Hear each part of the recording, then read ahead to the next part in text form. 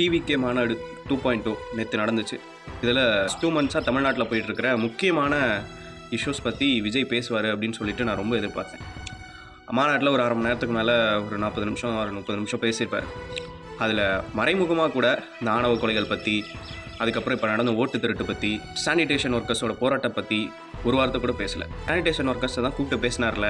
அப்புறம் என்ன அப்படின்னா, முந்தா நேற்று வந்துட்டு கோர்ட்டில் சானிடேஷன் ஒர்க்கர்ஸ்க்கு நிரந்தர வேலை கிடையாது அப்படின்னு சொல்லிட்டு தீர்ப்பு வந்திருக்கு. இப்போ அவங்கள கூப்பிட்டு பேசினப்போ அவங்க என்ன சொல்லியிருப்பாங்கன்னா, எங்களுக்கு வந்துட்டு நிரந்தர வேலை வேணும் அப்படிங்கிறது, இதை ப்ரைவேட்டுக்கு மாற்றக்கூடாது, எங்களுக்கு நிரந்தர வேலை வேணும் அப்படின்னா தலைவர் விஜய் அவர்கள்கிட்டையும் சொல்லியிருப்பாங்க. ஸோ அப்படி இருக்கும்போது இப்போ அவங்களுக்கு அது கிடையாது. இப்போ கோர்ட்டில் எப்படி ஒரு தீர்ப்பு வந்திருக்கப்போ, இப்போ இதை அவர் இங்கே ஸ்டேஜில் பேசியிருந்தா அட்லீஸ்ட் ஓட்டுக்காகவாவது இதை பேசியிருந்துருக்கலாம். அந்த கட்சிக்காரன் பண்ணலை, இதை நான் இதை பண்ணுவேன் அப்படின்னு சொல்லிட்டு ஓட்டுக்காகவாவது பேசியிருந்துருக்கலாம். ஸோ அப்படி ஓட்டுக்காக கூட இதை பேசலை அப்படின்னா என்ன அப்படின்னு சொல்லிட்டு எனக்கு புரியல. பிஜேபி என்னுடைய கொள்கை எதிரி, டிஎம்கே என்னுடைய அரசியல் எதிரி அப்படின்னு சொல்லியிருந்தார். பிஜேபி கொள்கை எதிரி பண்ண ஓட்டு திருட்டுக்கள் பற்றி ஒரு வார்த்தை கூட பேசவே இல்லை. எனக்கு நடந்த ஆணவ கொலையை பற்றி பேசுகிறதுக்கான லாஸ்ட் சான்ஸ் அவருக்கு இதுதான்.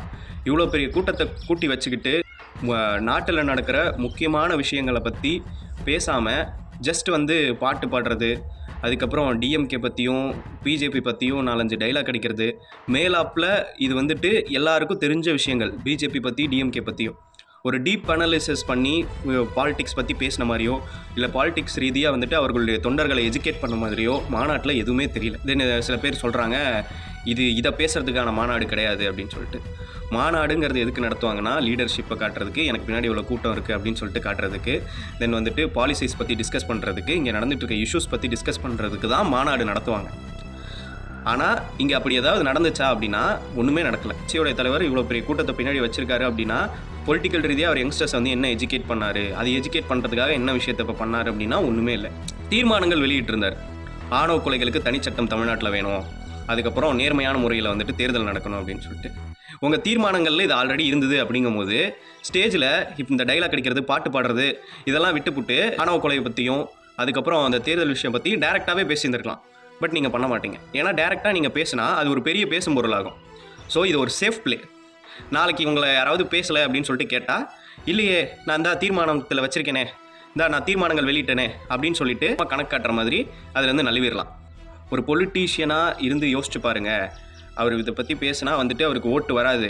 ஸோ ஓட்டை வாங்கிட்டு இதெல்லாம் மாற்றிடலாம் அப்படின்னு சொல்லிட்டு நினைக்கலாம்ல அப்படின்னு சில பேர் சொல்லுவீங்க.